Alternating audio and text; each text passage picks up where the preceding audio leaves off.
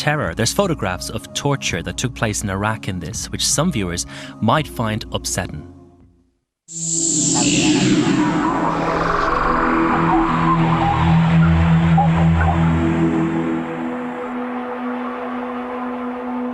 Your Commander-in-Chief, the President of the United States.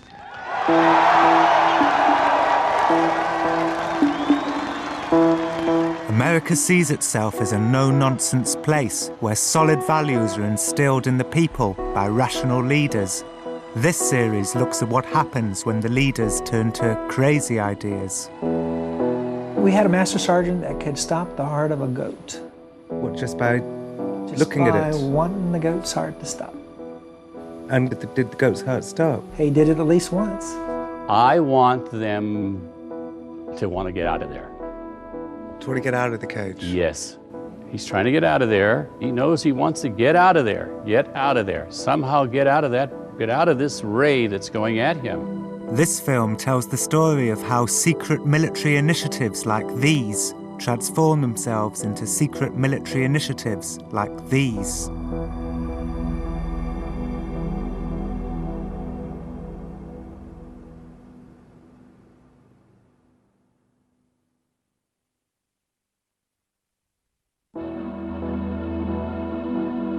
When the Abu Ghraib torture photographs leaked out into the world, Donald Rumsfeld flew to the jail to explain that they were basically holiday snaps taken by a few bad apples with no support from on high. In recent days, there's been a focus on a few who have betrayed our values and sullied the reputation of our country. Like each of you, I'm sure, and like most Americans, I was stunned. It was a body blow. The Bush administration wants the world to believe that these were random acts of sadism, but we have found that some experiments conducted here and at Guantanamo Bay have a bizarre and secret military ancestry. The detainees were guinea pigs in the midst of a long-awaited opportunity to try stuff out. This story begins in May 2003, when torture was still considered funny in America. U.S. forces in Iraq are using what some are calling a cruel and unusual tool to break the resistance of Iraqi POWs, and trust me, a lot of parents would agree. Some prisoners are being forced to listen to Barney, the purple dinosaur, sing the I Love You song for 24 straight hours, according to Newsweek magazine. One U.S. operative told Newsweek that he listened to Barney for 45 minutes straight and never wants to go through that again. 4 minutes past there. Katie, sing it with me. No. I think about after an hour, they're probably spilling the beans, don't you think? Totally. All right, Ann, thanks very much. Now we're going to go outside for another check of the weather with Mr. Roker. That's funny, isn't it, Al? Actually, if they don't crack, then they move to the Teletubbies. And that just crushes them like a bug. Sunny day, sweeping the clouds away. On my way to where the air is sweet. Can you tell me how to get to Sesame Street? Sort of like that. It must be a little bewildering for you to hear that these songs of yours are being used somehow in cargo containers in Iraq. Well, it's not what we expected when we wrote them, let's put it that way.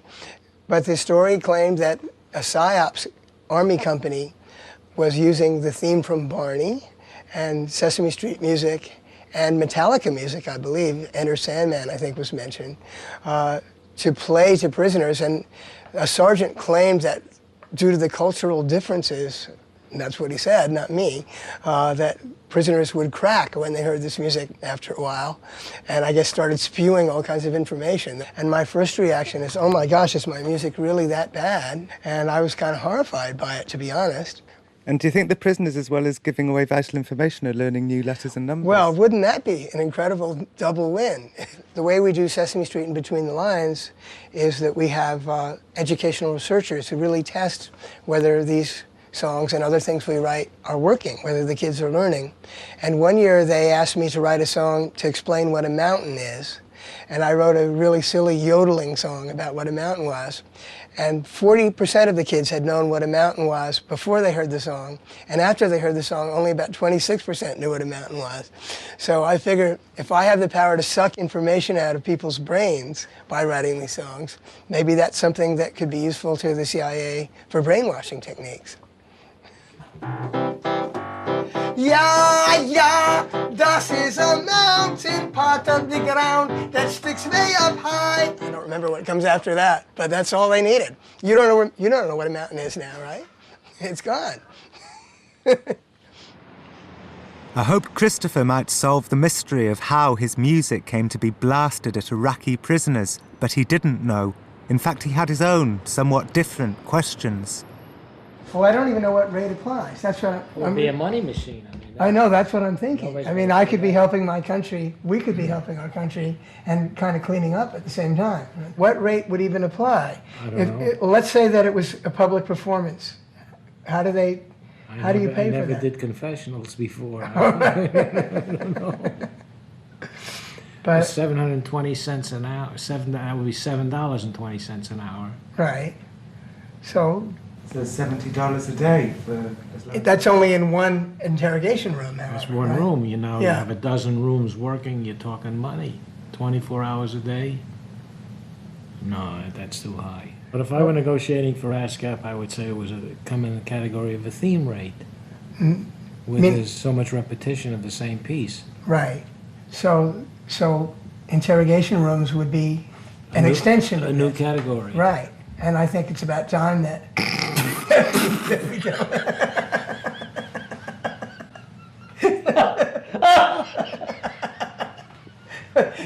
This has never happened to him in 35 years. Interrogation rooms. Right. Well, maybe that's so sick. Like much of America, Christopher and Danny seemed unsure how to respond to this story, so the conversation shifted between satire and a genuine desire to make some money. Wanting money for the use of your music in a time of crisis seems a little shabby to me. Well, is that what you think? But I would have agreed with that, except that let's look. Well, I stand. You got me there. Shabby has never stopped me before. All I knew was that Barney had been deployed in the small Iraqi town of Al-Qaim, and that the man who broke the story was Newsweek's Adam Piori. It turned out that the story begins with a meeting between Adam and a sergeant called Mark Hadsell. Well, I actually met Mark Hadsell on one of my first days in Al-Qaim. We pulled up in front of the police station, and I badly needed to urinate. And I didn't want to do it in front of the police station or in the bushes because I was afraid I would offend the local Iraqis. And his assistant in his Humvee told me that I should just go on the front tire. And so I started to, and Hadsell threatened to kill me. So that was how I met the guy. He said, "Do you want to get shot?" So I quickly found a different... Did he have a smell on his face as he said it? I don't think so. I'll just do a slideshow here. Maybe Sergeant Hadsell felt guilty for threatening to shoot Adam, because one night in the command centre, Hadsell gave Adam a tip-off. He said, "Go look out by where the prisoners are." And I went over, and there was a Connex shipping container, and there was a young soldier standing with a really bright light that he was flashing on and off into the shipping container. It was night. Really bright light that he was flashing into the shipping container, and they were blasting Metallica. And, you know, I'm sure it was reverberating around inside this metal container and driving whoever was in there crazy. And how loud was it? It sounded pretty loud to me. I don't know. But it wasn't, I mean, I could hear this soldier, you know, when he told me I needed to go away. Adam called Newsweek and pitched them a number of stories. Their favourite was the Metallica one. They wanted a complete playlist. Adam asked around while his photographer took these pictures of the shipping containers where the music was blasted at the detainees. These photographs have never been seen before. Newsweek didn't print them because it was a funny story. It turns out that the prisoners here were blasted with Metallica, Barney, Sesame Street, the soundtrack to the movie Triple X, and a band called Matchbox 20. I was told to write it sort of as a humorous type thing. They called the Barney people for a comment, and they got put on hold. And the last line in the article was, it broke us too, because they were playing the Barney I Love You song. And then I discovered that similar techniques were also being used on prisoners at Guantanamo Bay in Cuba. One of the victims was a Mancunian called Jamal Al-Harith. There'll be times I'd be thinking, what's happening? I'm from Manchester, I'm a nobody, why am I here? But, that's not the sort of thing you dwell on. You just learn to take the day and to handle it. And then Jamal told me the details of his own musical bombardment, and the details were so unexpected, it was almost impossible to know what to think of them.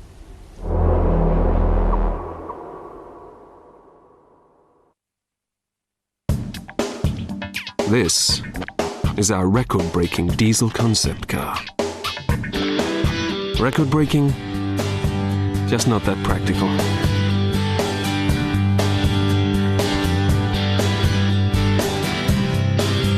Which is why at Vauxhall, we took the same technology and put it into our other diesels. The new performance diesels from Vauxhall.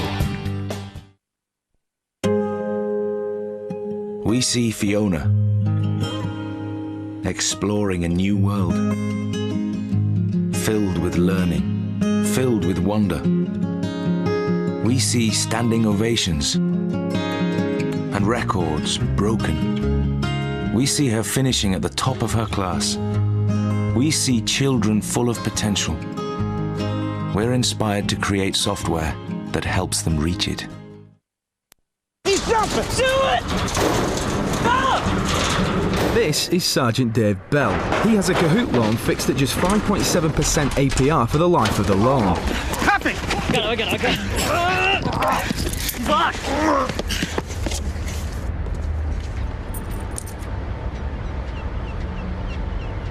Unfortunately, Kahoot can only make you good with money. Give me the key! Don't yell at me! Come on! Stop!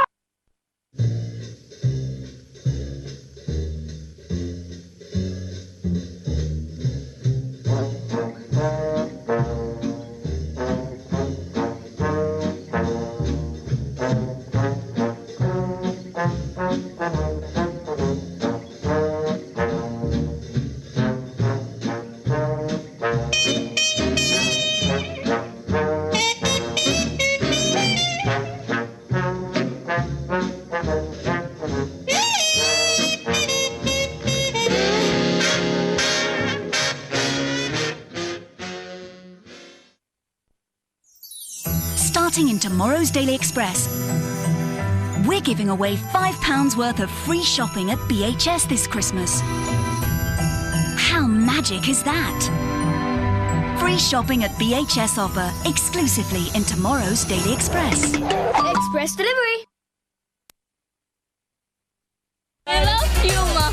When Puma went to Jamaica, they tried to fuse culture with big business. Puma, we love you, Puma. They just didn't realise how controversial that culture can be. The homophobic attitude is not something that brands should be associating with.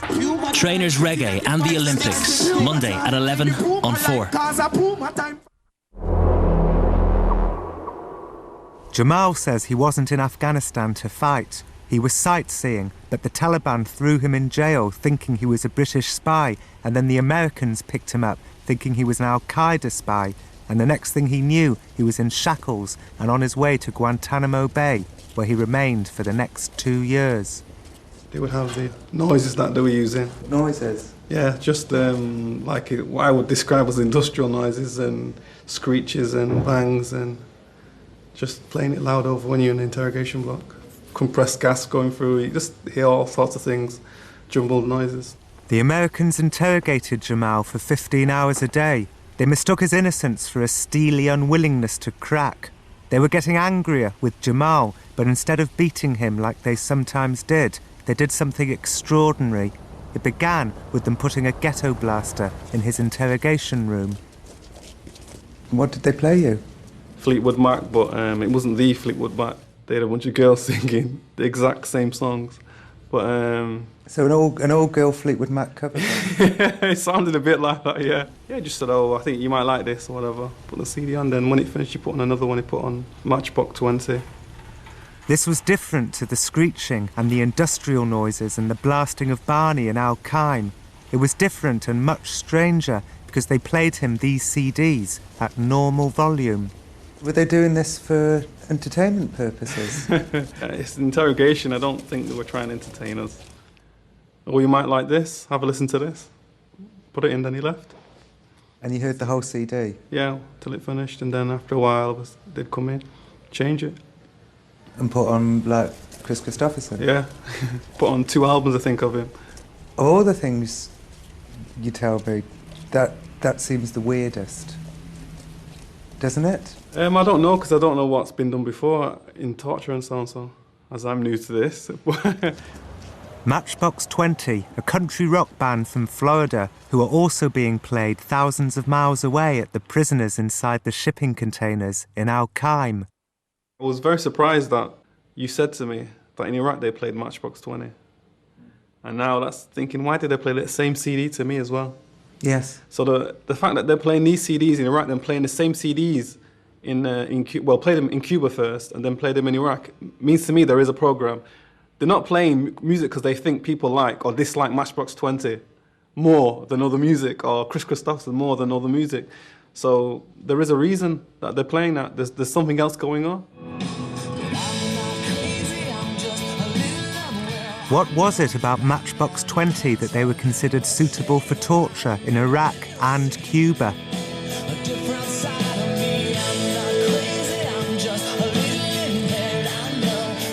It's a nice repeating hook, yeah? Okay, I'll talk. It doesn't sound so bad. No, it doesn't. There's a lot more unpleasant songs than that. I'm surprised by that song.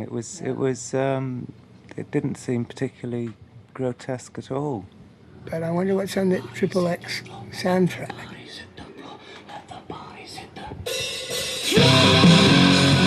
This is more like... This I understood. It was visceral and alien. You know, they put together a CD before they left. The PSYOPs people where I was, up in Al Qaim, they put together a CD of songs they thought would be particularly effective. In North Carolina, in Fort Bragg. Yeah, I was told the speakers are especially tinny, you know, so it's just that much more annoying. You know what they're trying to break you as a person. That's, you know, clear 100%. You don't think about how deep the rabbit hole goes. But you know it is deep. You know it is deep. After 6 months of tense and delicate negotiations with the Pentagon, I was finally allowed to see PSYOP's CD collection. And behind me is a selection of some regional music that's particular to the Middle East area of the world. We want them to listen to what we have to say. Mm-hmm. And the music, as you heard earlier, is a big draw for our radio broadcast.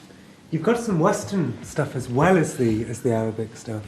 You've got Avril Lavigne and Norah Jones. What would these be used for? I don't really want to go into that necessarily as far as particular locations. This is the US Army's Psychological Operations Headquarters. It's the unit that blasted the Iraqi prisoners with Barney and Matchbox 20. So whose job is it to choose which music? That's the responsibility of the PSYOP specialist, working in conjunction with the analyst. PSYOPs are the US Army's multimedia propaganda department. They print leaflets and make radio shows to convince the enemy to cooperate, and the CDs are supposed to just provide musical interludes between the propaganda messages. I remember one time we had some of the local Afghan guards who stopped at our gate, and they were kind of unsure of whether they were supposed to be there or not, but he kept handing us slips of paper with writing on it, and after we took it back to some folks that could read Dari, there was nothing more than song requests.